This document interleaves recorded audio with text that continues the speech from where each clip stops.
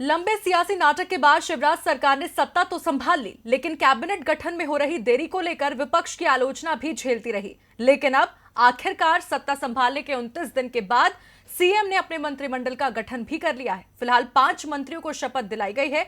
मंत्रिमंडल में संध्या खेमे का भी ख्याल रखा गया है। तो क्या कुछ खास है शिवराज कैबिनेट में, इस रिपोर्ट में समझिए। शिवराज मंत्रिमंडल को लेकर लगाई जा रही तमाम अटकलों पर फिलहाल विराम लग गया है। सरकार बनने के करीब 29 दिनों के बाद आखिरकार शिवराज ने अपने मंत्रिमंडल का गठन कर ही लिया।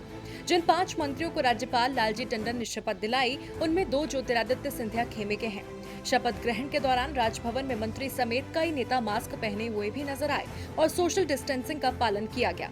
जिन मंत्रियों ने शपथ ली है, उनमें नरोत्तम मिश्रा, कमल पटेल, मीना सिंह और सिंधिया खेमे से तुलसीराम सिलावट और गोविंद सिंह राजपूत शामिल हैं। मध्य प्रदेश विधानसभा में कुल 230 सीटें हैं, इसीलिए सरकार में मुख्यमंत्री समेत कुल 35 विधायक मंत्री बन सकते हैं। शिवराज की नई सरकार में सामाजिक समीकरण और क्षेत्रीय संतुलन साधने की कवायद भी नजर आई। महिला आदिवासी वर्ग के प्रतिनिधित्व के तौर पर मीना सिंह को मंत्रिमंडल में शामिल किया गया। ओबीसी वर्ग से आने वाले कमल पटेल को भी मंत्री बनाया गया, जो कुर्मी समुदाय से आते हैं। अनुसूचित जाति वर्ग को साधने के लिए तुलसीराम सिलावट को शिवराज कैबिनेट में जगह मिली। सिलावट कमलनाथ सरकार में स्वास्थ्य मंत्री रह चुके हैं।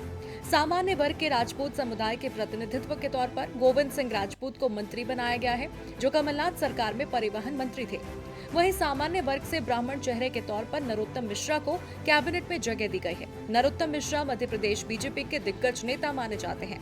कमलनाथ सरकार की सत्ता से विदाई और बीजेपी की वापसी में उनकी भूमिका काफी अहम रही। यही कारण था कि मिश्रा को मुख्यमंत्री की रेस में भी माना जा रहा था। मिश्रा शिवराज के करीबी हैं, यानी सरकार में उनका अच्छा खासा दखल रहेगा।